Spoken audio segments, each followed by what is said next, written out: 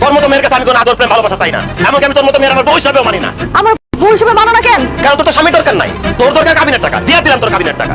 আমি যেহেতু তোর কাবিনের টাকা দিয়ে দিছি, আমি তোর লগে সংসার করবো না। বাইরে হ আমার বাড়ি থেকে। কাবিনের টাকা চাই, কিন্তু আমি তোমার সাথে সংসারও করতে চাই। চুপ কর। তুই জানো তোর এই কাবিনের টাকার জন্য আমার দোকানটা বন্ধ হয়ে গেছে। আমি রিক্সা চালাচ্ছি, মানুষের হাতে পায়ে ধরছি টাকা ধার নেওয়ার জন্য।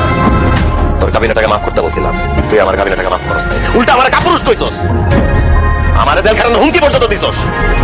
আজকে আমি এই বাড়ির ভিটার বন্ধক দিয়া তোর কাবিনের টাকা বুঝাই দিস। এত কিছু পরে তুই ভাবলি কিভাবে আমি তোর মতো মেয়ের সাথে সংসার করবো? ভালো ভালো বাড়িতে বের হয়ে যা, আল্লাহ তোর ঘাট ধাক্কা দিয়ে বাই করে দিব। না না, তুমি এইভাবে কথা কও না। আমি এই বাড়ি থেকে কোথাও যাবো না। আম্মা, আম্মা, আপনি বুঝতেছেন না? আপনার ফুলারি কি কইতাছে? আম্মা, আপনি একটু বুঝান, আপনার ছেলেটা বুঝান না আম্মা। এখন কেন আমি বুঝাই বলবো? যখন আমি তোমারে বুঝাই বলছিলাম তখন তো তুমি বুঝবানো নাই। এখন আমার ছেলে যা বলতেছে একদম ঠিক কথা বলতেছে। তোমার মতো এরকম একটা পাষাণ লোভী মাইয়া আমার বাড়ির বউ হইব, সেটা এখন আমিও চাই। তুমি কাবিনের টাকা চাইছিলে, কাবিনের টাকা পাইছো। এখন যাও আমগো বাড়ি থেকে, এখন তুমি বাইরে যাও। আম্মা,